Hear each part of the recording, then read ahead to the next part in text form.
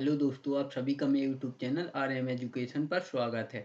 आज हम पढ़ेंगे बाल विकास एवं शिक्षा शास्त्र यानी कि पेडागोजी का प्रैक्टिस सेट नंबर 3, जो कि आपके C TET, M P TET, वर्ग 1, 2, 3, यूपी टेट, सुपर टेट यानी कि जितने भी टेट हैं सभी में ये तो सभी आप सभी को पता है कि बाल विकास एवं शिक्षा शास्त्र पूछी जाती है। तो यह आपके सभी टेट के मेंस और प्री सभी सभी के लिए यह आप लोगों के काम आएगा। तो चलिए आज का हमारा वीडियो स्टार्ट करते हैं। अगर यह वीडियो आपको पसंद आता हो तो वीडियो को लाइक करें और चैनल को सब्सक्राइब करें प्रतिदिन ऐसे ही नए नए प्रैक्टिस सेट पाने के लिए। तो चलिए आज का हमारा प्रैक्टिस सेट नंबर 3 बाल विकास एवं शिक्षा शास्त्र का स्टार्ट करते हैं। तो क्वेश्चन नंबर पहला,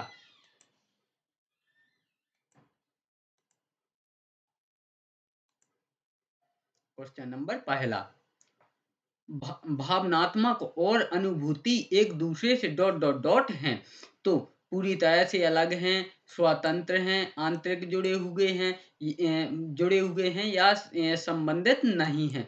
तो इसका जो राइट आंसर होगा वह होगा ऑप्शन सी, यानी कि भावात्मक और अनुभूति एक दूसरे से आंतरिक जुड़े हुए हैं। Option C. क्वेश्चन नंबर 2,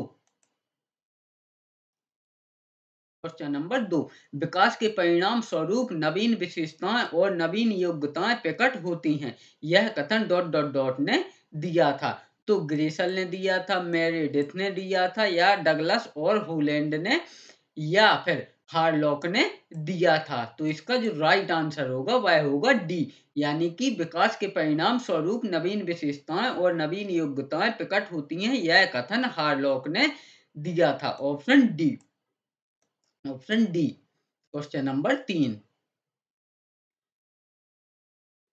एक गतिविधि के दौरान छात्रों को संघर्ष करते देख एक अध्यापिका बच्चों का संकेत और इशारे जैसे क्या, क्यों, कैसे प्रदान करने का फैसला लेती है। लेब वाइगोत्स्की के सिद्धांत के अनुसार अध्यापिका की यह योजना ऑप्शन ए छात्रों में प्रत्याहार निकास प्रवृत्तियां पैदा करेगी, अधिगम की प्रक्रिया में अर्थहीन होंगी, बच्चों को अधिगम के लिए अनुप्रेरित या निष्प्रेरित करेंगी, या अधिगम के लिए पाढ़ आधारभूत संरचना का काम करेंगी। तो इसका जो राइट आंसर होगा वह होगा ऑप्शन डी, यानी कि अधिगम के लिए पाढ़ आधारभूत संरचना का काम करेंगी। Option D is right answer. Question number 4,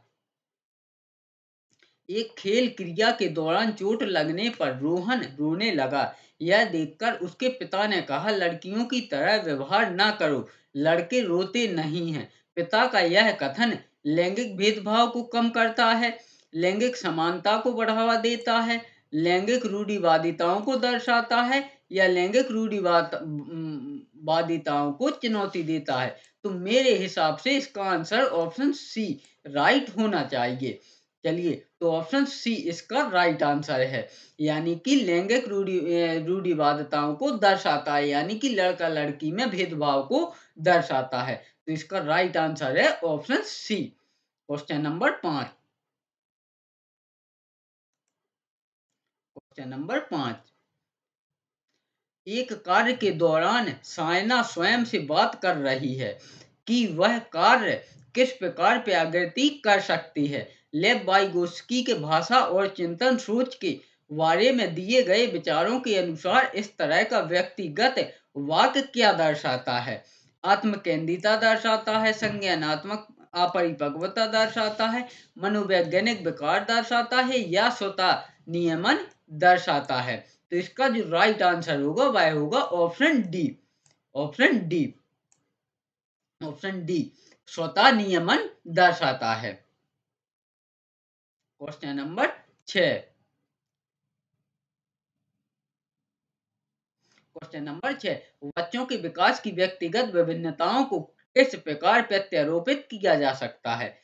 ना आनुवांशिकता पर, ना पर्यावरण पर, आनुवांशिकता एवं पर्यावरण की पारंपरिकता पर, केवल आनुवांशिकता पर, केवल पर्यावरण पर। इसका जो राइट आंसर होगा वह होगा ऑप्शन बी, यानी कि आनुवांशिकता एवं पर्यावरण की पारस्परिकता पर, ऑप्शन बी। यानी कि बच्चों के विकास की व्यक्तिगत विभिन्नताओं को आनुवंशिकता एवं पर्यावरण की पारस्परिकता पर प्रत्यारोपित किया जा सकता है। क्वेश्चन नंबर 7, किस मनोवैज्ञानिक के अनुसार बच्चों के संज्ञानात्मक विकास में सांस्कृतिक उपकरण का सांस्करण उपकरण एक महत्वपूर्ण भूमिका निभाते हैं? तो अल्बर्ट बंडूरा द्वारा, लेव वाइगोस्की ने कहा, या बीएफ स्किनर, या फिर जीन पियाजे के अनुसार? तो इसका जो राइट आंसर होगा वह होगा ऑप्शन बी, यानी कि लेव वाइगोस्की मनोवैज्ञानिक के अनुसार बच्चों के संज्ञानात्मक विकास में सांस्कृतिक उपकरण एक महत्वपूर्ण भूमिका निभाते हैं, ऑप्शन बी। क्वेश्चन नंबर 8, कक्षा में सभी लिंगों में जेंडर रूढ़िवादिता कम करने और विकास के विस्तार की संभावनाओं को बढ़ाने के लिए प्रभावशाली पद्धति कौन सी है? एक ही लिंग की योग्यता समूह बनाना, क्रियाकलाप के लिए मिश्रित लिंग समूह बनाना और विचार विमर्श को प्रोत्साहित करना, लिंगों के जैविक अंतरों की उपेक्षा करना और उन्हें अस्वीकार करना, या समाज में चित्रित लिंग भूमिकाओं को प्रबल करना? तो इसका जो राइट आंसर होगा वह होगा ऑप्शन बी, यानी कि क्रियाकलाप के मिश्रित लिंग समूह बनाना और विचार विमर्श को प्रोत्साहित करना, ऑप्शन बी इसका राइट आंसर है, ऑप्शन बी। क्वेश्चन नंबर 9, लेव वाइगोस्की के अनुसार बच्चों का संज्ञानात्मक विकास चरणों में होता है। स्कीमा के परिपक्वन से बच्चों में संज्ञानात्मक विकास अग्रसर होता है। बच्चों के संज्ञानात्मक विकास में भाषा की एक महत्वपूर्ण भूमिका है। बच्चे भाषा अधिग्रहण यंत्र द्वारा भाषा सीखते हैं। तो इसका जो राइट आंसर होगा वह होगा ऑप्शन सी, यानी कि लेव वाइगोस्की के अनुसार बच्चों के संज्ञानात्मक विकास में भाषा की एक महत्वपूर्ण भूमिका है, ऑप्शन सी। क्वेश्चन नंबर 10, भय का संवेग किस मूल प्रवृत्ति से जुड़ा हुआ है? तो भय का संवेग प्रतिकर्षण से जुड़ा हुआ है, यू तथा से जुड़ा हुआ है, शरणागत से जुड़ा हुआ है, या पलायन से जुड़ा हुआ है? तो इसका जो राइट आंसर होगा वह होगा ऑप्शन डी, पलायन, यानी कि भय का संवेग पलायन मूल प्रवृत्ति से जुड़ा हुआ है, ऑप्शन डी।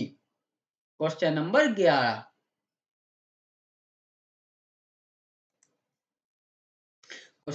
11, विकास की कौन सी अवस्था में समान लिंगियों के साथ रुचि विकसित होती है? तो 12 से 14 वर्ष में, 15 से 18 वर्ष में, 10 से 12 वर्ष में, या 19 से 21 वर्ष में?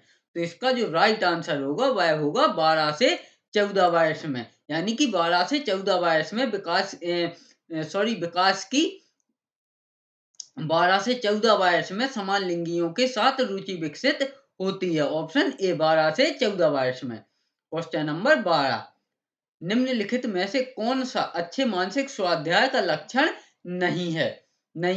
तो समायोजन योग्यता नहीं है, आत्मविश्वास योग्यता नहीं है, या संवेगात्मक परिपक्वता नहीं है, या फिर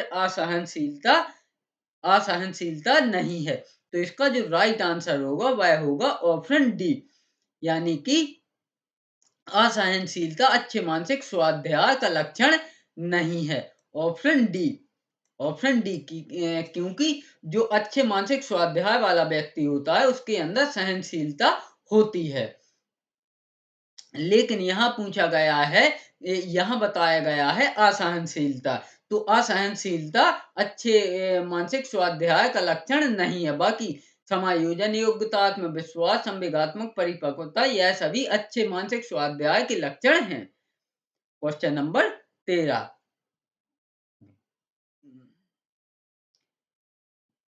परिसंप्रियता बनामहीनता अवस्था के लिए एरिक्सन कौन सा आयु समूह बताया है? तो 6 से 11 वर्ष बताया है, 3 से 6 वर्ष बताया है, 12 से 20 वर्ष बताया है, या फिर 18 से 30 वर्ष होगा, 18 से 30 वर्ष बताया है। तो इसका जो राइट आंसर होगा वह होगा 6 से 11, यानी कि परिसम प्रियता वनामहीनता अवस्था अवस्था के लिए एरिक्सन ने 6 से 11 वर्ष आयु समूह बताया है। Option A. क्वेश्चन नंबर 14, बालक के शरीर में होने वाले लैंगिक परिवर्तन विकास की कौन सी अवस्था में दिखाई देना प्रारंभ हो जाते हैं? तो पूर्व बाल्यावस्था में प्रारंभ हो जाते हैं, वयस्कावस्था में प्रारंभ हो जाते हैं, पश्च किशोरावस्था में प्रारंभ हो जाते हैं, या वयासंधि काल में। तो इसका जो राइट आंसर होगा वह होगा ऑप्शन डी, यानी कि बालक के शरीर में होने वाले लैंगिक परिवर्तन विकास की वयासंधि काल अवस्था में दिखाई देना प्रारंभ हो जाते हैं। ऑप्शन डी इसका राइट आंसर है। क्वेश्चन नंबर 15, जन्म से किशोरावस्था तक बच्चों में विकास किस क्रम में होता है? तो मूर्त अमूर्त सांवेदिक मूर्त अमूर्त मूर्त सांवेगिक, या फिर अमूर्त सांवेगिक और मूर्त। तो इसका जो राइट आंसर होगा वह होगा ऑप्शन बी, यानी कि सबसे पहले सांवेगिक, उसके बाद मूर्त और उसके बाद अमूर्त। तो जन्म से किशोरावस्था तक बच्चों में सबसे पहले सांवेगिक, उसके बाद मूर्त और उसके बाद अमूर्त क्रम में विकास होता है। Option B. क्वेश्चन नंबर 16, विकास के संदर्भ में निम्न में से कौन सा कथन सही है? तो विकास केवल बाल्यावस्था के दौरान ही होता है, विकास बहुआयामी होता है, विकास की दर सभी संस्कृतियों में सभी के लिए समान होती हैं, या फिर विकास केवल विद्यालय में होने वाले अधिगम से ही होता है। तो इसका जो राइट आंसर होगा वह होगा ऑप्शन सी, यानी कि विकास की दर सभी संस्कृतियों में सभी के लिए समान होती है। Option C. क्वेश्चन नंबर 17, लेव वाइगोस्की का सामाजिक सांस्कृतिक परिप्रेक्ष्य अधिगम प्रक्रिया में किसके महत्व पर जोर देता है? तो अभिप्रेरणा पे जोर देता है, सांस्कृतिक उपकरणों पे जोर देता है, संतुलीकरण पे जोर देता है, या फिर गणारोपण पर जोर देता है? तो इसका जो राइट आंसर होगा वह होगा ऑप्शन बी, सांस्कृतिक उपकरणों पर जोर देता है। Option B. Question number 18, Lawrence Kohlberg के सिद्धांत के अनुसार किसी कार्य को इसलिए करना क्योंकि दूसरे इसे स्वीकृति देते हैं नैतिक विकास के चरण को दर्शाता है। तो यह उत्तर प्रथागत को दर्शाता है, पूर्व प्रथा पूर्व को दर्शाता है, अमूर्त संक्रियात्मक को दर्शाता है, या प्रथागत को दर्शाता है? तो इसका जो राइट आंसर होगा वह होगा प्रथागत को दर्शाता है। Option D. क्वेश्चन नंबर 19,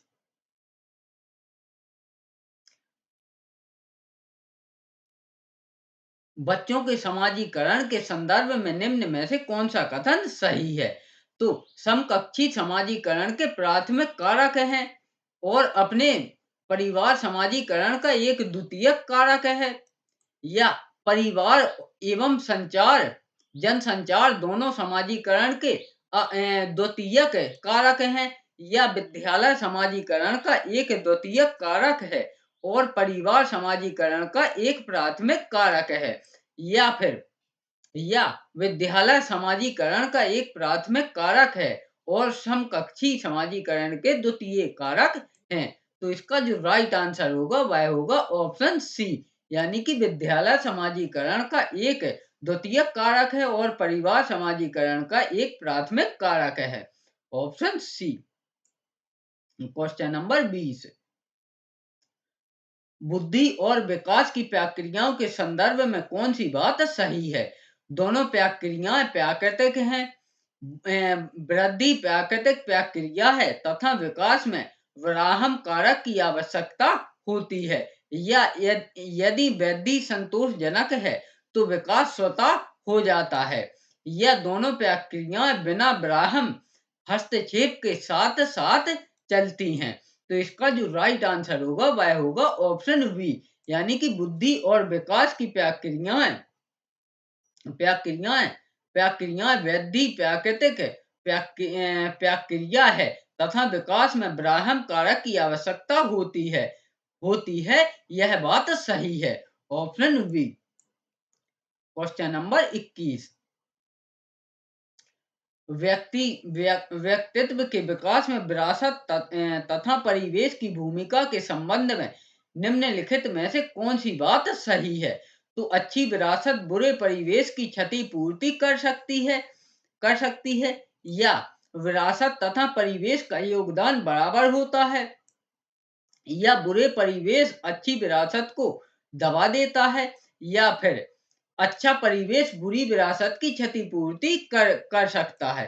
तो इसका जो राइट आंसर होगा वह होगा ऑप्शन बी, विरासत तथा परिवेश का योगदान बराबर होता है। ऑप्शन बी, विरासत तथा परिवेश का योगदान बराबर होता है।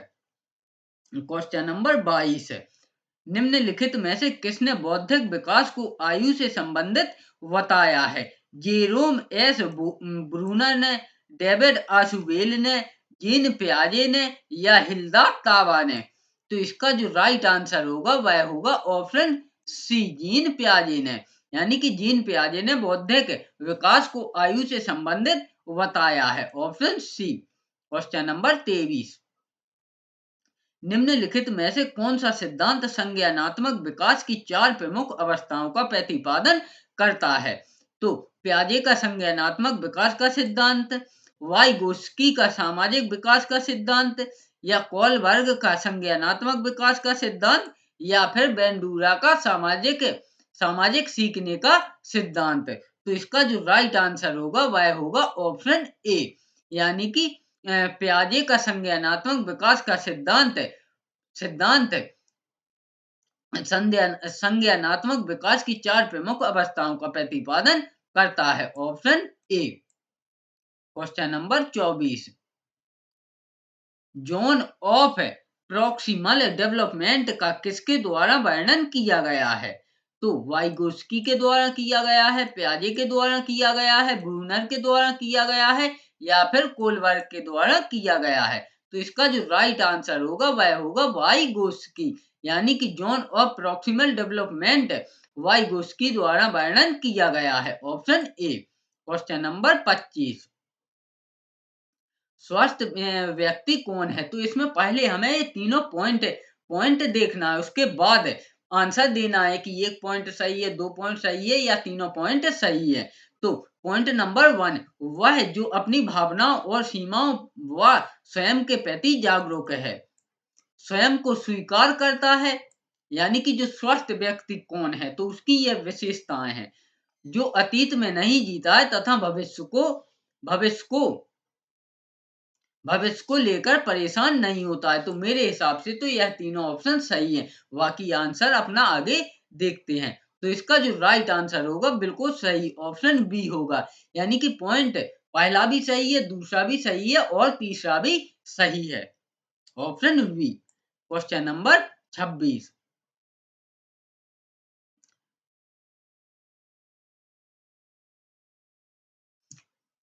संज्ञानात्मक कौशल क्या है? संवेगों को नियंत्रित करने का कौशल, दूसरों की सहायता करने की इच्छा शक्ति, आलोचनात्मक चिंतन में संलिप्तता, या सुनने की क्षमता एवं तदानुभूति? तो इसका जो राइट आंसर होगा वह होगा ऑप्शन ए, यानी कि संज्ञानात्मक कौशल संवेगों को नियंत्रित करने का कौशल है। Option A. Question number 27। Lorentz Kohlberg की नैतिक विकास के सिद्धांत के अनुसार व्यक्ति किस अवस्था में है जब वह विश्वास करता है कि वर्तमान सामाजिक प्रणाली को सक्रियता पूर्वक बनाए रखने से धनात्मक मानवीय संबंध और सामाजिक वर्ग सुरक्षित रहता है?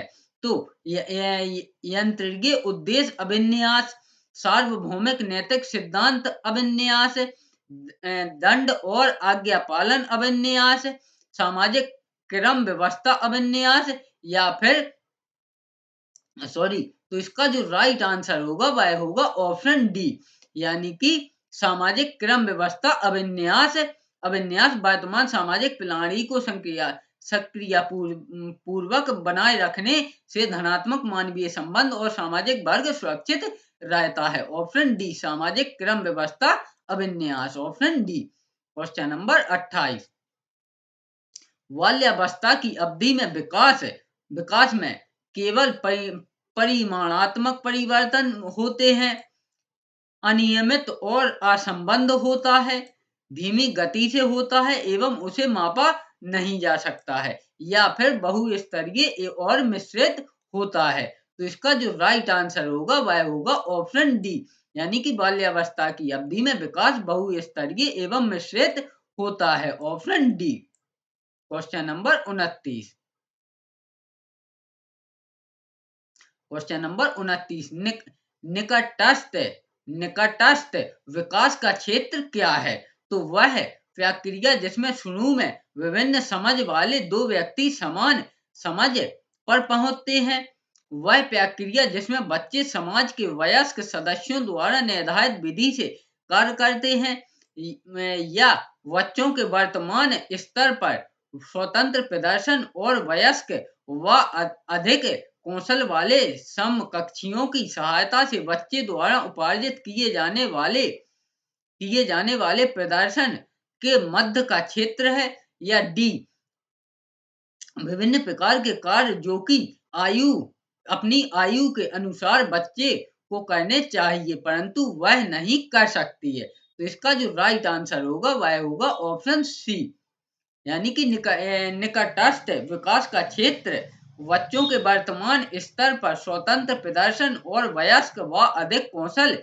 वाले समकक्षियों की सहायता से बच्चे द्वारा उपार्जित किए जाने वाले प्रदर्शन के मध्य का क्षेत्र है, ऑप्शन सी इसका राइट आंसर है। क्वेश्चन नंबर 30 और आज के हमारे इस वीडियो का अंतिम प्रश्न, निम्नलिखित में से मध्य बाल्यावस्था की अवधि का मुख्य प्रमाण चिन्ह कौन सा है? तो पेशीय कौशल और समग्र सामाजिक वृद्धि का तेजी से विकास, वैज्ञानिक तर्क और अमूर्त रूप से सोचने की क्षमता का विकास, प्रतीकात्मक खेल का उभरना, तर्क संगत विचारों का विकास जो प्राकृतिक रूप से मूर्त है। तो इसका जो राइट आंसर होगा वह होगा ऑप्शन डी, यानी कि निम्नलिखित में से मध्य बाल्यावस्था की अवधि का मुख्य प्रमाण चिन्ह है तर्क संगत विचारों का विकास जो प्राकृतिक रूप से मूर्त है, ऑप्शन डी इसका राइट आंसर है। तो आज हमने प्रैक्टिस सेट नंबर 3 जो कि बाल विकास एवं शिक्षा शास्त्र का, जो कि आपके एमपी टेट वर्ग 1, 2, 3, C TET, UP TET, super TET सभी टेट के लिए यह आपके लिए अति महत्वपूर्ण है। तो आप कमेंट्स में जरूर बता दें कि इन 30 क्वेश्चन में से आपने कितना स्कोर आज कंप्लीट किया है। चलिए, तो अगर वीडियो पसंद आए हो तो वीडियो को लाइक करें और चैनल को सब्सक्राइब करें प्रतिदिन ऐसे ही नए प्रैक्टिस सेट पाने के लिए। साथ में बेल नोटिफिकेशन को और पर क्लिक करें जिससे मैं जितने भी नए प्रैक्टिस सेट डालूं उसका सीधा नोटिफिकेशन आप तक पहुंच सके और आप मेरा कोई भी वीडियो मिस ना कर सके। तो चलिए, वीडियो में अंत तक बने रहने के लिए धन्यवाद।